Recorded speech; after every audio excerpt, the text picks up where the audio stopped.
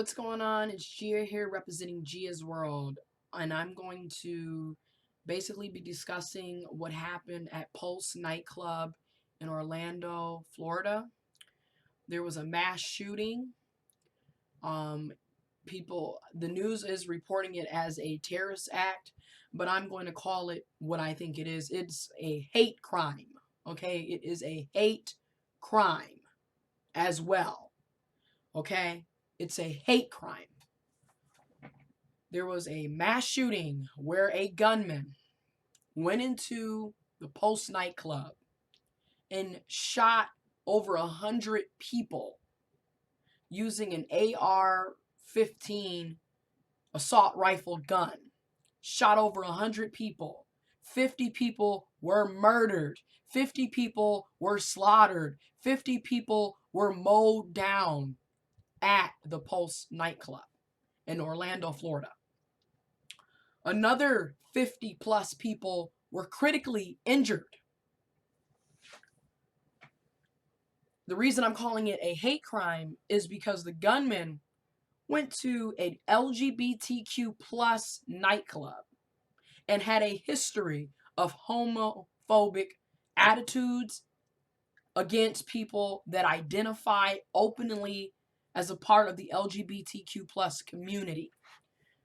The gunman's father stated that the gunman was upset a couple months ago when the gunman saw two men kissing each other.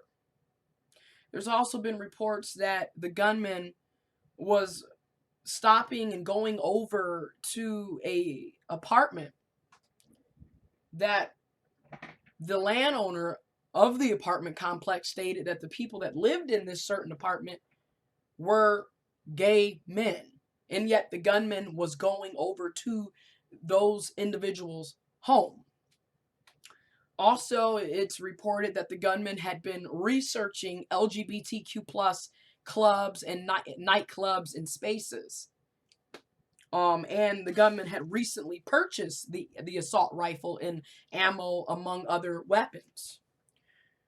So I'm calling it a hate crime, okay? That's what I view it as. Personally, I view it as a hate crime.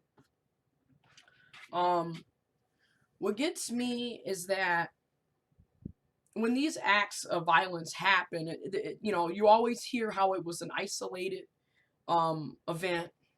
You always hear people saying, we're going to pray for location, pray for those families, those victims.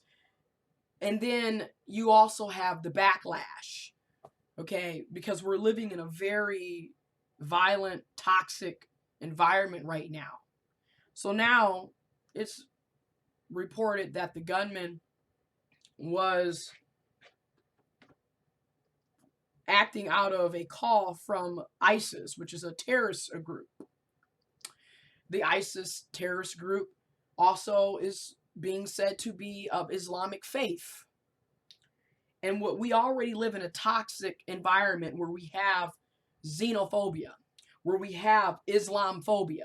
People are literally stereotyping people that believe in the Islamic faith, stereotyping people that are perceived to be Muslim or Middle Eastern, and is generalizing and creating this racism and this xenophobia and this Islamophobia. Okay, so people are going to use this gunman's act of violence, of hate, to fuel the fire to continue the Islamophobia, the xenophobia, and the racism and bigotry. All right?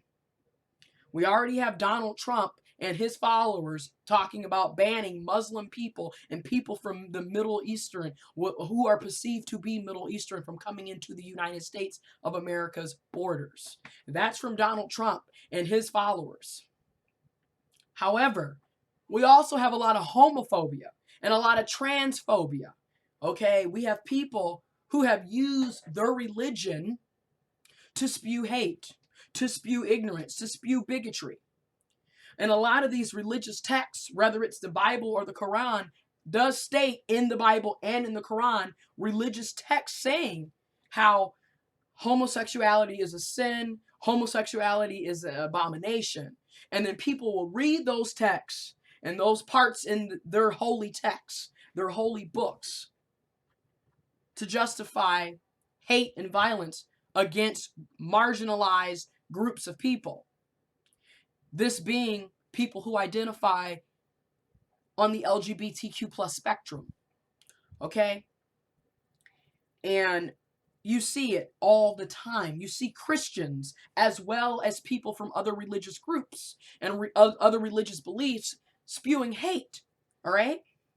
However, and like me, I'm agnostic humanist, but however, we cannot generalize an entire group of people. We cannot stereotype groups of people. And that's what I'm seeing in the media. The media has a nasty way of dividing and conquering people and then spewing out different messages that may not even be true. Okay, we end up generalizing. We end up stereotyping, and this continues to fuel the hate and the ignorance and the bigotry in our society, in our world. Now, being an agnostic humanist, my thoughts, my support, and my love and my positivity goes out to the family and the victims in this tragic situation. I do not go and say my prayers because I personally do not believe in prayers. I do not believe in organized religion. However, I'm not going to sit up and say that praying is ignorant or stupid, because that's not my right to do so. And if other people want to pray and send prayers, they have the right to do that. And it's not my right to take that from them. People are grieving right now. And they have the right to, and people grieve differently. We're individuals. We are different from each other. We do have similarities, but we also have differences. Now, this is really ironic, because those of you who know, June is Pride Month. June is also Black Music Month. June is also when people celebrate Juneteenth. June is many things. The end of June is when summer begins, but June is also Pride Month.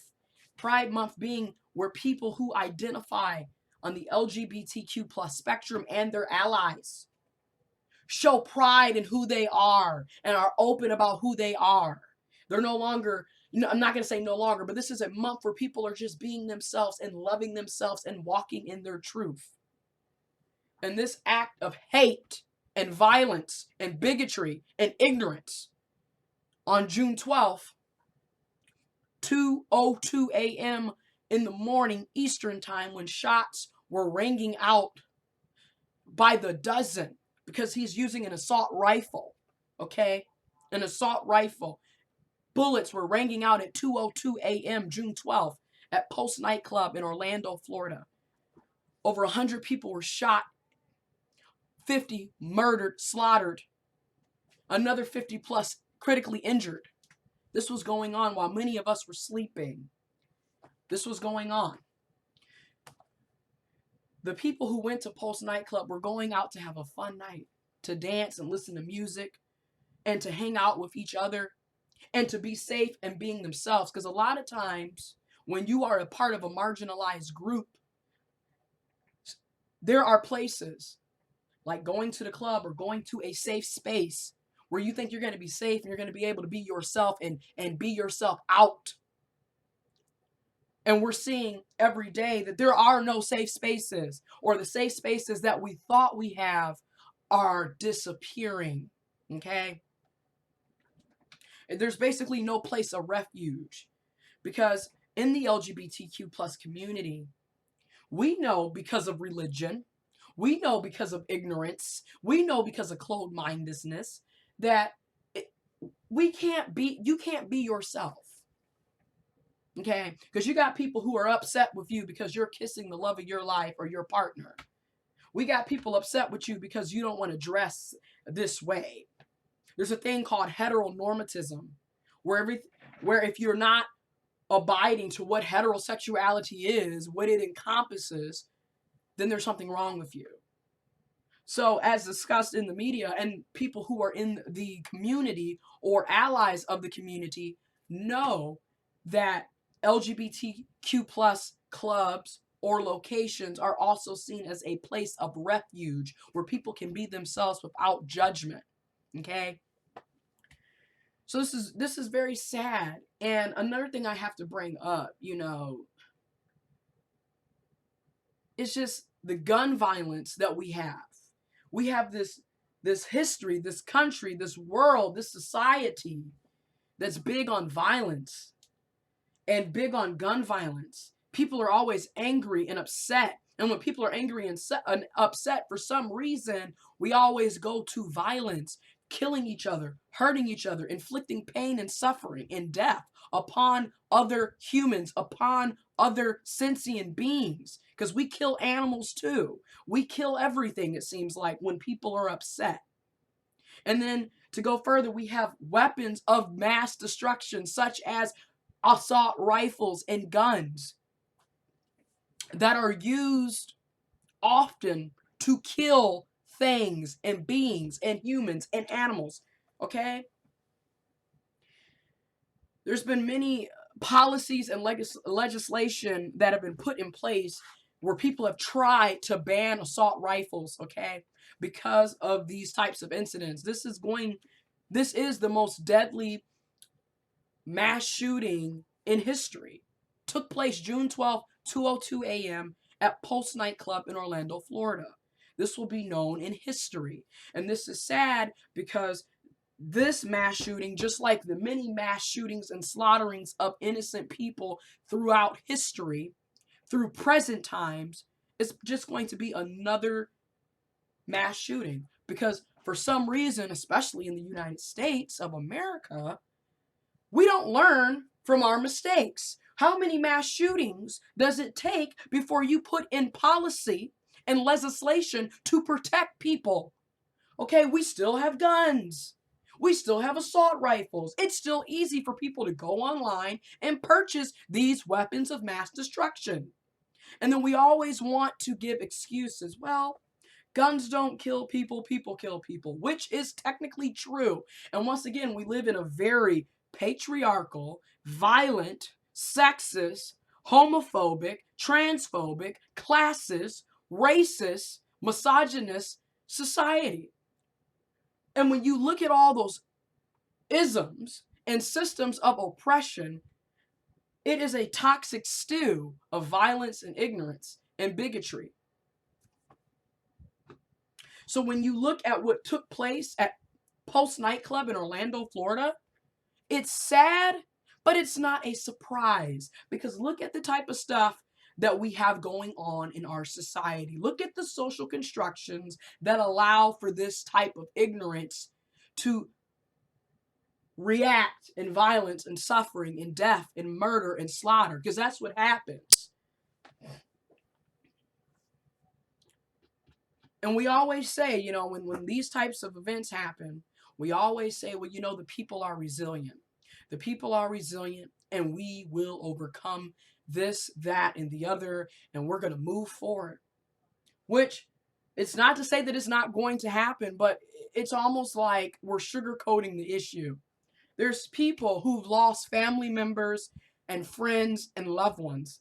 There's people who don't have brothers and sisters, mothers and fathers, okay, daughters and sons. There's people who've lost their family and friends.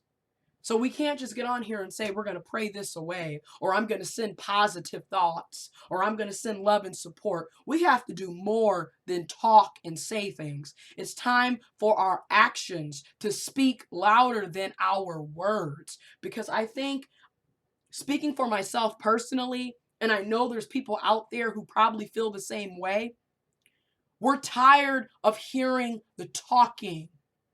We're ready for action. Because we can talk about how we're going to send love and thoughts and prayers and positive thoughts. But at the end of the day, is that really going to prevent another mass shooting from happening? Is that going to prevent bigots from being bigots? Is that going to prevent anything? That's a serious question. We need policy. We need legislation. We need to change the hearts and minds of our society. That's what we need. Because people shouldn't have to fear going to a nightclub. People shouldn't have to fear being a part of the LGBTQ plus community. People shouldn't have to fear being Muslim or having a belief in the Islamic faith. People shouldn't have to fear walking outside of their house. Hell, people shouldn't have to fear waking up.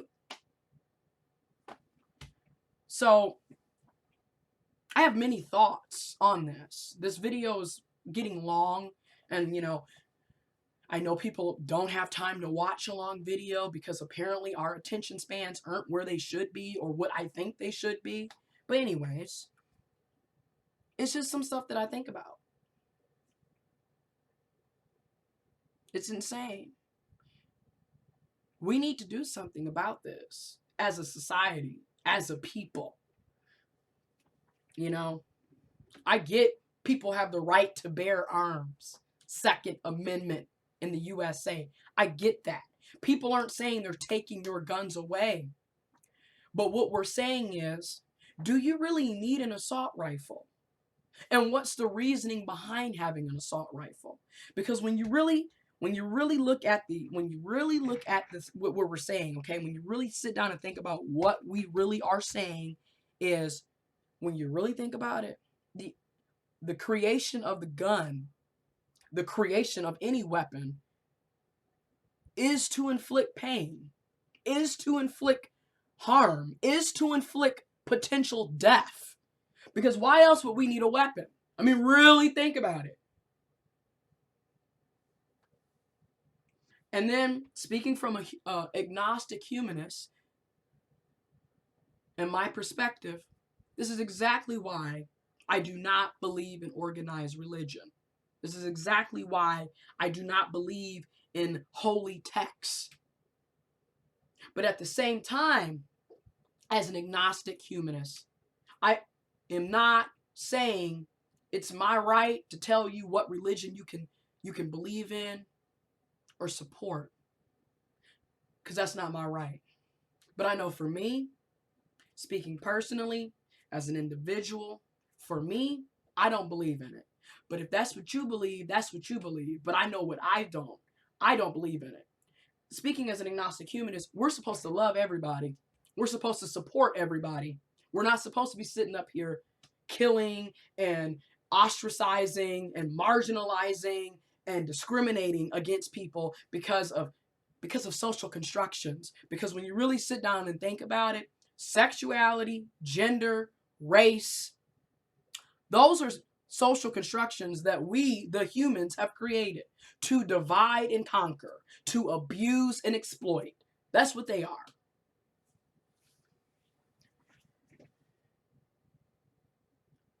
And I'm going to say, our actions have to speak louder than our words, because every time there's a tragic incident, we're always saying the same thing and doing the same thing. But in the meantime, what are we going to do to be proactive? What are we going to do to prevent this from ever happening again? What are we going to do to protect each other? Because if we're just going to continue to talk, accidents of hate and terrorism and violence is going to continue to occur. And you know the definition of insanity. Doing the same thing over and over and over again, expecting change. That's the definition of insanity. And what we've been doing as a society is doing the same thing over and over, expecting change. So by definition, we, the people that make up the society, are insane.